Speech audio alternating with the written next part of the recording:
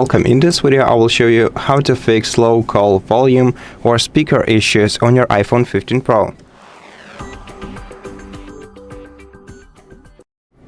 So the first thing that we should do is try to inspect both the earpiece of the iPhone that is located right here above the camera and the speaker grills.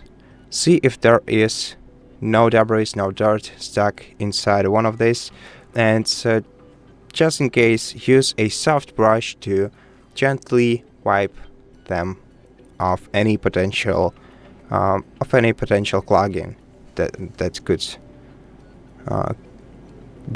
get stuck in this in one of these.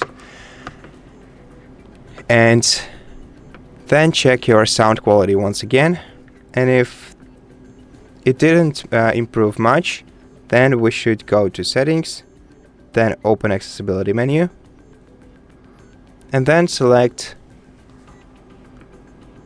audio and visual right here. And here we can balance the left and right channels of our smartphone. So try to balance the sound on your smartphone to either left side, to either left speaker or to the right one, and adjust the sound volume so that it sounds better. And that's basically all we can do on this iPhone.